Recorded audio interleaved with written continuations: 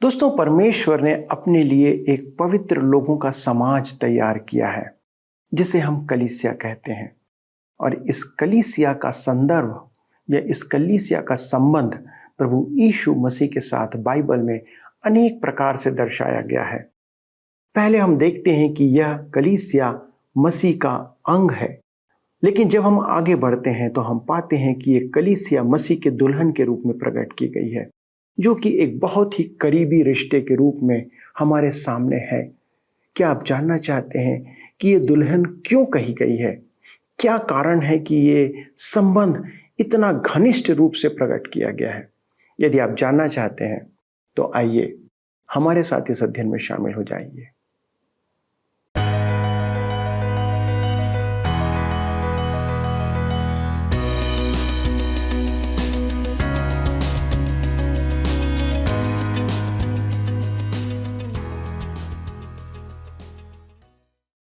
दोस्तों, आप सभी को मेरा प्रेम भरा नमस्कार। मुझे आशा है और पूरा विश्वास भी है कि यदि आप परमेश्वर के वचनों का नियमित अध्ययन कर रहे हैं तो आप पापों से बचे रह सकते हैं, क्योंकि वह वचन हमें दिन भर परमेश्वर के नियमों के प्रति सचेत रखता है। इस कारण ही हम प्रतिदिन सत्यवचन बाइबल अध्ययन को आप तक पहुंचाने का कार्य कर रहे हैं, और मैं बड़े हर्ष के साथ इस कार्यक्रम में आपका पुनः स्वागत करता हूं। हम इन दिनों इफिसियों की पत्री से जो पौलुस द्वारा लिखी गई है उस पर मनन कर रहे हैं। क्या कलीसिया के लिए दिए गए अर्थात आपके और मेरे लिए दिए गए निर्देशों पर ध्यान कर रहे हैं। अब तक हमने कलीसिया को देह के रूप में देखा है, पर अब उस कलीसिया को हम एक दुल्हन के रूप में देखेंगे। आप समझ सकते हैं कि यह संबंध धीरे धीरे घनिष्ठ होता जा रहा है। इस संबंध में दूल्हा मसीह यीशु है और हम सब जिन्होंने उद्धार प्राप्त किया है या मिलकर उसकी दुल्हन बनाए गए हैं। एक दूल्हे के लिए उसकी दुल्हन अति प्रिय होती है तथा एक दुल्हन के लिए उसका दूल्हा सब कुछ होता है। हमारा संबंध यीशु के साथ उस रीति से जोड़ा गया है कि हम अपनी सभी बातों के लिए केवल और केवल उस पर निर्भर कर सकते हैं। पर हम उससे मिलने के लिए तैयार हैं कि नहीं? एक दिन वह समय आएगा जब हम उसके साथ मिला दिए जाएंगे, और वह उस दिन होगा जब वह हमें लेने के लिए आएगा। इसलिए हमें उस समय तक अपने दूल्हे से मिलने के लिए अपने आप को पवित्र बनाए रखना है। तो चलिए दोस्तों, अपने अध्ययन को आगे बढ़ाते हैं और दुल्हन के आचरण को सीखते हैं जो हमें आज के अध्ययन में बताया जाएगा। मित्रों, आज हम अपने अध्ययन को इफिसियों की पत्री 5 अध्याय से आरंभ करेंगे, जिसका विषय है कलीसिया दुल्हन होगी, कलीसिया की मंगनी, कलीसिया का अनुभव, कलीसिया की आशा।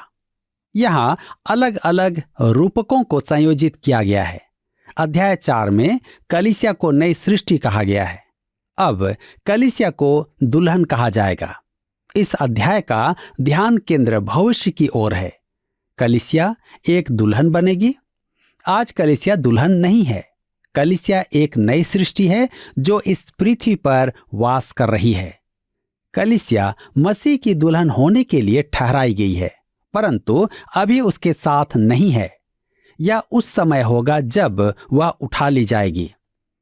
प्रकाशित वाक्य की पुस्तक 21 अध्याय उसके 2 और 9 पद में लिखा है, फिर मैंने पवित्र नगर नए यरूशलेम को स्वर्ग पर से परमेश्वर के पास से उतरते देखा।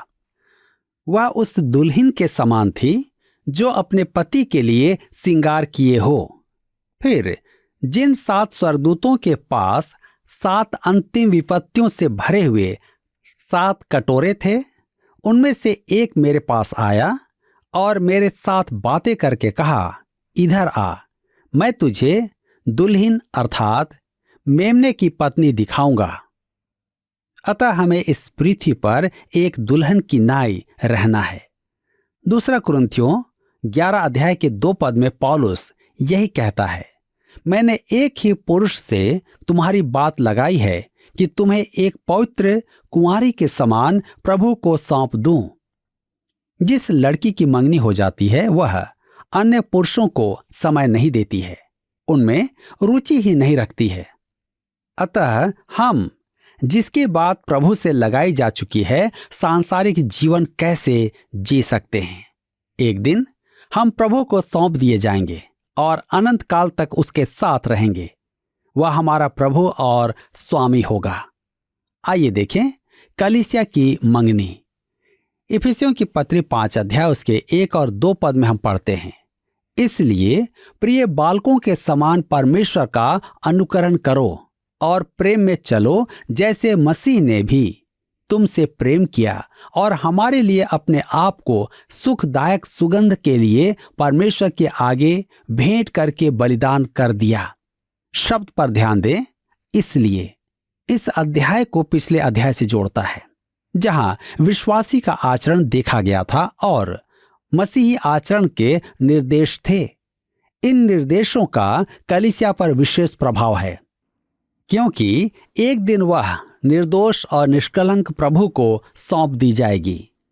ऐसा ऊंचा और उत्कृष्ट लक्ष्य जो पूर्ण रूप से मसीह का काम है, आज हमें यहाँ एक शुद्ध आचरण की अनिवार्यता है। मेरे मित्रों, हम देख चुके हैं कि पवित्र आत्मा प्रत्येक विश्वासी में अंतर्वास करता है और मुहर लगाता है, परंतु हम उसे दुखी कर देते हैं। यदि हम अध्याय 4 पद 31 में वर्जित काम करते हैं, तो इसका अर्थ है कि हम पवित्र आत्मा को दुखी करते हैं, परंतु इसका अर्थ यह नहीं कि हम परमेश्वर की संतान नहीं हैं। उद्धार से रहित संसार कभी नहीं मानेगा कि हम परमेश्वर की संतान हैं। तथापि हम पर मुक्ति के दिन के लिए पवित्र आत्मा की मुहर है। उस दिन तक जब पवित्र आत्मा कलीसिया को प्रभु को सौंपेगा। इस लक्ष्य के कारण हमें पवित्र आत्मा का जीवन जीना आवश्यक है। एक विश्वासी को परमेश्वर की नकल करना है, विशेष करके क्षमा करने में, परंतु यह मसीही आचरण के हर क्षेत्र में लागू नियम है। अन्य जातियां जिनका आचरण पहले निम्न स्तर का था, अब प्रेम के एक ऊंचे स्तर पर लाई गई है। वे अब प्रिय संतान कहलाती हैं। जिस प्रेम के स्तर पर वे लाए गए हैं, वह उस प्रेम का स्तर है जो प्रभु यीशु ने हमसे प्रेम करके दर्शाया कि हमारे लिए स्वयं को एक बलिदान वरन एक आहुति स्वरूप दे दिया, क्योंकि उसने हमसे ऐसा प्रेम रखा। हमारे लिए अपने आप को सुखदायक सुगंध के लिए परमेश्वर के आगे भेंट करके बलिदान कर दिया। यह क्रूस का स्पष्ट संदर्भ है। यह प्रभु यीशु की मृत्यु को एक अपराधी की मृत्यु से अधिक कुछ और प्रकट करता है। क्रूस उस पीतल की वेदी का प्रतिरूप है जहां मेमना होम बलि किया जाता था। यह बलि संसार के पाप को उठा लेती है। यह प्रभु यीशु को पुराने नियम में व्यक्त परमेश्वर की आज्ञाओं के प्रत्येक बलिदान के तुल्य दर्शाता है। पुराने नियम के सब बलिदान प्रभु यीशु की ओर संकेत करते थे। यह प्रभु यीशु के क्रूस पर चढ़ाए गए उस बलिदान के संदर्भ में है जो उसने हमारे स्थान पर अपनी जान देकर चढ़ाया। और विश्वासी को प्रेम का यह स्तर पाना आवश्यक है। विश्वासी पवित्र आत्मा को दुखी करके जीवन नहीं जी सकते, क्योंकि पवित्र आत्मा ही है जो जीवन में इस फल को उत्पन्न कर सकता है। आपको स्मरण रखना है कि गलातियों की पत्री 5 अध्याय उसके 22 पद में आत्मा का फल में प्रेम सबसे पहले है। अब हम इफिसियों की पत्री 5 अध्याय उसके 3 और 4 पद में आगे पढ़ते हैं। जैसा पवित्र लोगों के योग्य है, वैसा तुम में व्यभिचार और किसी प्रकार के अशुद्ध काम या लोभ की चर्चा तक ना हो, और न निर्लजता, न मूर्ता की बातचीत की, न ठट्ठे की, क्योंकि ये बातें शोभा नहीं देती, वरन धन्यवाद ही सुना जाए। मेरे मित्रों, ये पाप अविश्वासियों में आम अभ्यास है। आज के संसार में भी ये पाप एक आम अभ्यास हैं। ये सब अभ्यास नैतिकता के निम्न स्तर पर हैं। पौलुस कहता है कि परमेश्वर की संतान इसे अपने जीवन का भाग नहीं बना सकती है। इसमें जरा सी भी ढील दी जाए तो वह आत्मा को दुखी करती है और पीड़ा उत्पन्न करती है। मैं पहले भी कई बार कह चुका हूं और फिर कहता हूं कि यदि आप पाप में गिरकर परेशान और बेचैन ना हो तो आप परमेश्वर की संतान नहीं है। इसका विकल्प नहीं है। परंतु यदि आपके मन में पाप बोध है तो आप उड़ाव पुत्र की नाई पछताकर अपने स्वर्गीय पिता के पास जा सकते हैं। आप अपने पिता की संतान हैं और संतान ही तो घर लौटकर आती है। मैंने किसी सुअर के बारे में नहीं सुना कि वह घर लौटकर पिता के पास आना चाहे। यहां जिन पापों का उल्लेख किया गया है वे एक अभक्त मनुष्य का चित्रण है और कम दबाव के पाप हैं। जब आप परमेश्वर के समक्ष इन पापों को स्वीकार करते हैं तब आप इन्हें बांधकर परमेश्वर के हाथ में नहीं दे देते, परंतु आप प्रत्येक पाप को अपने मुंह से अंगीकार करते हैं। उदाहरण के लिए, आप किसी की बुराई करके उसे दुख पहुंचाते हैं तो परमेश्वर से कहें कि यह आपका पाप है।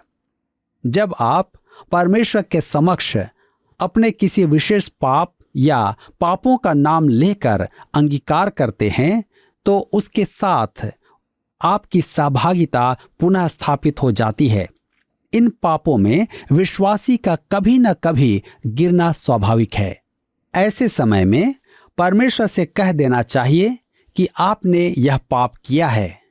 फेनेलोन ने इसी बात को इस प्रकार कहा है, परमेश्वर से सब कुछ कह दें, जैसे कोई प्रिय मित्र के सामने अपना दिल खोलकर रख देता है। अपने सुख दुख सब उससे अपनी परेशानियां सुनाएं कि वह आपको ढाढ़स बंधाए। उसे अपने हर्षातिरेक भी बताएं कि वह आपको नम्रता प्रदान करे। उसे अपनी लालसाएं भी बताएं कि वह उन्हें शुद्ध करे। उसे अपनी अरुचि भी बताएं कि वह आपको जय प्रदान करे। उससे अपनी परीक्षाओं का उल्लेख भी करें कि वह उनसे आपकी रक्षा करे। उसे अपने हृदय के घाव दिखाएं कि वह उन्हें भर दे। भलाई के प्रति अपनी उदासीनता, बुराई के प्रति अपने भ्रष्ट अभिरुचि, अपनी अस्थिरता आदि सब उसे बता दें। उसे बताएं कि आपका स्वार्थ कैसे किसी के लिए अन्याय का कारण बनता है, निस्सारता आपको कैसे अनिष्ट बनाती है और घमंड आपको स्वयं से तथा अन्यों से कैसे छलता है। यदि आप अपनी सब दुर्बलताएं, आवश्यकताएं, परेशानियां इस प्रकार व्यक्त करेंगे तो आपके पास कहने के लिए कमी नहीं होगी। मेरे मित्रों, आपका विषय कभी समाप्त नहीं होगा, वह नया होता चला जाएगा। जिन मनुष्यों में छिपाने के लिए कुछ नहीं होता, उसका वार्तालाप कभी समाप्त नहीं होता है। वे सोच सोचकर शब्दों का उपयोग नहीं करते, क्योंकि उनके पास छिपाने वाली कोई बात नहीं होती है और न ही उन्हें विषय की खोज करनी पड़ती है। वे बिना सोचे मन की गहराई से बातें करते हैं। जो विचार उनके मन में उठते हैं उन्हें वे व्यक्त कर देते हैं। धन्य हैं, आनंदित हैं वे जो परमेश्वर के साथ ऐसा घनिष्ठ एवं अनारक्षित वार्तालाप करते हैं।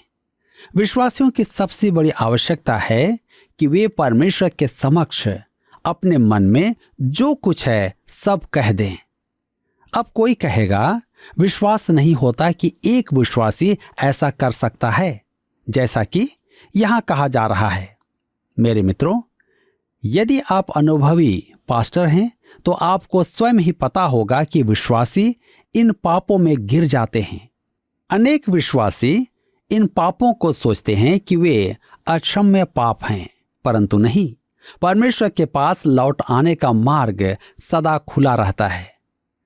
व्यभिचार को आज स्वीकारा जाता है। इस पाप को बुरा नहीं माना जाता है। जब घोर अनैतिकता प्रवेश कर रही थी तो उसे नई नैतिकता कहा जाता था। मैं बाइबल की बात ही मानूंगा। व्यभिचार पाप है और व्यभिचारी परमेश्वर की संतान नहीं है। अब कोई कहेगा, आप तो कह रहे थे कि अपने पाप का अंगीकार करके आप परमेश्वर की सहभागिता में लौट सकते हैं। जी हाँ, यह सही है, परंतु परमेश्वर की संतान पाप का अंगीकार करके पाप में नहीं रहती है। यह स्पष्ट बात है कि ऐसा मनुष्य परमेश्वर की संतान हो ही नहीं सकता। आगे देखिए, अशुद्ध अर्थात हर प्रकार की अनैतिकता, लोभी, धन संपदा के लिए एक उमंग ही नहीं, बौद्धिक वरीयता भी, आवास या पद प्रतिष्ठा की भी, यह धन लोलुपता भी है। कहा जाता है कि कंजूस सोचता है कि पैसा समतल है, इसलिए उसे एकत्र करो, और उड़ाव पुत्र सोचता है कि पैसा गोल है, उसे लुढ़काओ। अब चाहे आप पैसे को एकत्र करें या खर्च करें, लालसा या लोभ का अर्थ है अपने स्वार्थ के निमित्त धन संचय करना। मेरे प्रियो, कुछ लोग सब प्रकार का मान सम्मान एकत्र करना चाहते हैं। मैं ऐसे प्रचारकों को भी जानता हूं जो धन लोलुपता के दोषी नहीं हैं, परंतु वे पद प्रतिष्ठा के पीछे भागते हैं। वे अपनी कलीसिया में, अपने समुदाय में नाम बड़ा करना चाहते हैं। लोभ हमारे पुराने स्वभाव का गंदा पाप है। तुम में चर्चा तक ना हो, अर्थात इनका उल्लेख करते समय ऐसा प्रकट ना हो कि आप इन्हें स्वीकार करते हैं या इनकी मनोकामना करते हैं। स्पष्ट जानिए कि मैं ऐसा नहीं कह रहा हूं। आगे है अशुद्ध काम अर्थात चरित्रहीनता और पराकाष्ठा। आज जो घिनौनी बातें सुनने में आती हैं, मूर्ता की बातचीत अर्थात पाप करके गर्व करना। क्या आपने कभी किसी को बड़े घमंड से कहते सुना कि उसने पार्टी में कितनी शराब पी थी? किसी को व्यभिचार पर घमंड करते सुना है? यह सब मूर्ता की बातें हैं, ठट्ठे की। इसका अर्थ चुटकुले सुनाना नहीं है, इसका अर्थ है गंदी कहानियां सुनाना।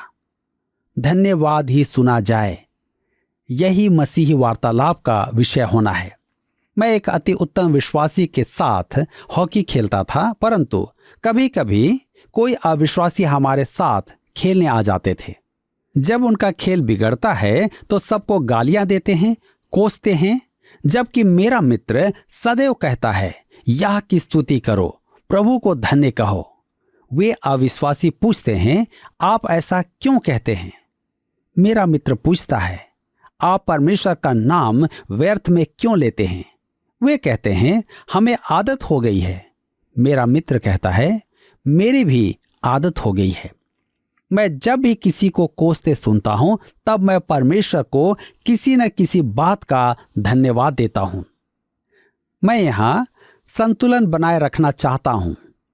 उसके इस व्यवहार ने अनेक बार लोगों को कोसने, गालियां देने से रोका है। हम विश्वासियों के लिए धन्यवाद देने का अभ्यास अच्छा है। इफिसियों की पत्री 5 अध्याय उसके 5 पद में हम पढ़ते हैं, क्योंकि तुम यह जानते हो कि किसी व्यभिचारी या अशुद्ध जन या लोभी मनुष्य की, जो मूर्ति पूजक के बराबर है, मसीह और परमेश्वर के राज्य में मिरास नहीं। स्पष्ट है कि नए जन्म से वंचित मनुष्य जो इन पापों में है, वह प्रभु के और परमेश्वर के राज्य का वारिस नहीं है।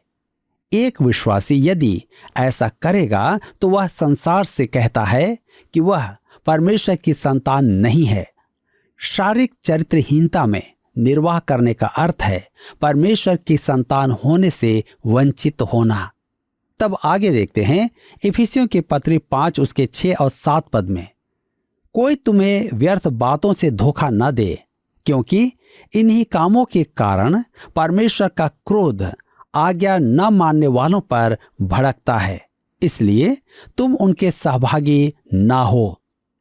इन पापों के कारण नए जन्म से वंचित मनुष्यों पर परमेश्वर का क्रोध भड़केगा। इसका अर्थ है कि परमेश्वर की संतान परमेश्वर की अप्रसन्नता और क्रोध का भाजक बने बिना इन पापों में भागी नहीं हो सकता है। यदि कोई मनुष्य परमेश्वर की संतान है तो परमेश्वर उसे दंड अवश्य देगा। आपको स्मरण होगा कि परमेश्वर ने दाऊद को दंड दिया था, उसे छोड़ा नहीं। उसका दंड उससे कभी दूर नहीं हुआ था।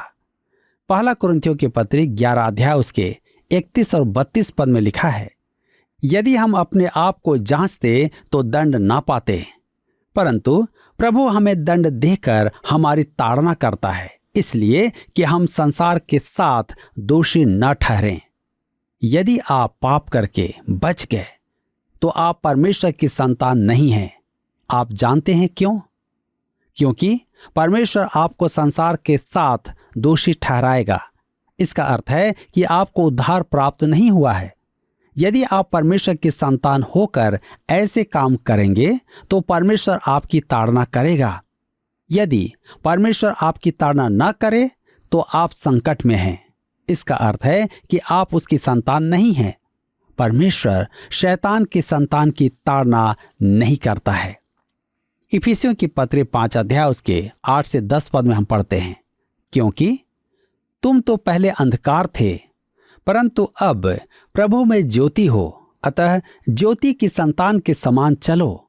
क्योंकि ज्योति का फल सब प्रकार की भलाई और धार्मिकता और सत्य है, और यह परखो कि प्रभु को क्या भाता है।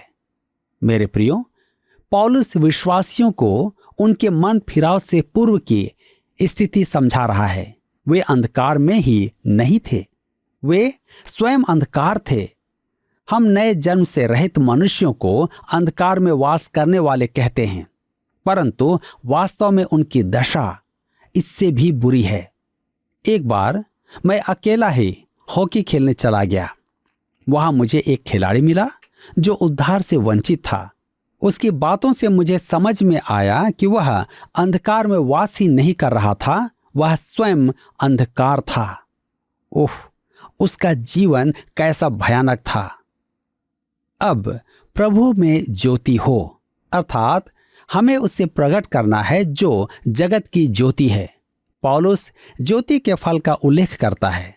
वह उन गुणों की चर्चा करता है जो सदैव ज्योति के साथ प्रकट होते हैं। तब वह कहता है, सब प्रकार की भलाई अर्थात दया, धार्मिकता अर्थात नैतिक औचित्यता, सदाचार और सत्य अर्थात विश्वास योग्यता और सच्चाई। विश्वासी को इस आधार पर अपना जीवन सिद्ध करना है कि परमेश्वर की इच्छा में होने का प्रमाण प्रकट करे और इस प्रकार परमेश्वर को ग्रहण योग्य हो। मेरे मित्रों, आपको स्मरण होगा कि पहला यूहन्ना की पत्री 1 अध्याय उसके 7 पद में लिखा है कि जैसा वह ज्योति में है वैसा ज्योति का आचरण रखो। किसी ने मुझसे पूछा कि परमेश्वर की ज्योति में आचरण करने का अर्थ क्या है। इसकी व्याख्या यहाँ परमेश्वर के वचन में है। सब प्रकार की भलाई और धार्मिकता और सत्य अर्थात विश्वास योग्यता और सच्चाई। यह सप्ताह के 7 दिन हमारी भलाई के होने चाहिए, केवल रविवार को ही नहीं।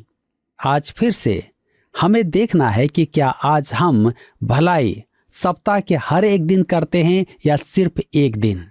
आज के वचन के द्वारा प्रभु आप सबको आशीष दे और आप सबकी सहायता करें। दोस्तों, हमें मसीह के साथ कलीसिया के संबंध को एक दूल्हे और दुल्हन के संबंधों के रूप में इसलिए समझाया गया है क्योंकि हम इस प्रकार भली भांति उस भाव को समझ सकें जैसे मानव जीवन में विवाह के पहले सगाई या मंगनी होती है। उसी प्रकार हमारा उद्धार मसीह के साथ सगाई को दर्शाता है, जिसमें हमें उसकी छाप के रूप में पवित्र आत्मा बयाने के स्वरूप दिया गया है। अब विवाह का समय तो निर्धारित है, पर केवल पिता के पास उस दिन का निर्णय सुरक्षित रखा गया है। अब उस दुल्हन के लिए आवश्यक है कि वह अपने दूल्हे के अनुसार अपने आप को तैयार करे, उसके घर में रहने के नियमों के अनुसार, उसके स्वभाव के अनुसार, उसकी चाहतों के अनुसार अपने आप को तैयार करते जाए। हम अपने आप को उस घर के लिए तैयार कर रहे हैं जहां हमें सदा काल के लिए रहना है। यदि हमारी आदतें और स्वभाव उस स्थान के अनुरूप नहीं होंगे तो हम वहां नहीं रह पाएंगे। आपकी कोई भी आदत या स्वभाव एकाएक बदल नहीं सकती। हमें परमेश्वर को यह प्रदर्शित करना होगा कि हम उसके घर में रहने के लिए प्रयत्नशील हैं, प्रयास कर रहे हैं, क्या यह बात आपको उत्साहित नहीं करती है कि आप परमेश्वर के साथ रहने के लिए तैयार किए जा रहे हैं? तो आइए अपने आप को अपने उस दुल्हे से मिलने के लिए तैयार करें और उसके लिए कोई भी कसर ना छोड़ें। भरसक प्रयत्न करें और अपनी पवित्रता बनाए रखें। आइए प्रार्थना करें। हमारे स्वर्गीय पिता परमेश्वर, एक बार फिर से हम अपने उद्धारकर्ता यीशु मसीह के द्वारा आपको धन्यवाद देते हैं कि पिता परमेश्वर आपके वचन के अध्ययन के द्वारा हमें एक अद्भुत शांति, एक उत्साह और एक भरोसा मिलता है। और उस बात के लिए हम आपको धन्यवाद देते हैं प्रभु कि आपका अनुग्रह और आपकी ये बातें पिता परमेश्वर हमारे लिए उत्साह का कारण है कि हम अपने दुल्हे से मिलने के लिए अपने आप को तैयार कर रहे हैं। पिता परमेश्वर, हमारे सामने अनेक समस्याएं हो सकती हैं, लेकिन प्रभु ऐसा हृदय, ऐसा मन दे कि हम हर एक परेशानी को दरकिनार करते हुए अपने आप को परमेश्वर पिता आपके साथ मुलाकात करने के लिए तैयार करते चले जाएं, जिससे पिता परमेश्वर हमारा जीवन आपकी महिमा का कारण हो और हम सब जिन्होंने प्रभु यीशु मसीह को पहन लिया है आपके साथ एक दिन वास करने पाए। प्रभु, इस चुनाव के लिए, इस अवसर के लिए धन्यवाद देते हुए, हमारे सभी दर्शकों के निर्णय के लिए धन्यवाद देते हुए इस विनती को प्रभु यीशु क्रिस्ट के नाम से मांगते हैं, आमीन।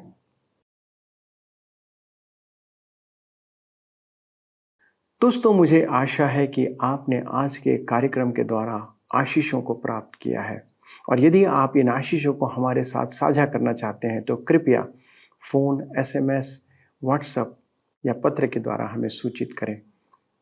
अगले प्रसारण में हम फिर आपके सामने उपस्थित होंगे और इस अध्ययन की कड़ी को आगे बढ़ाएंगे। तब तक परमेश्वर के अनुग्रह में बने रहें और उस आशा में आनंदित रहें कि आप एक दिन प्रभु यीशु मसीह के साथ मुलाकात करेंगे। प्रभु आपको आशीष दे।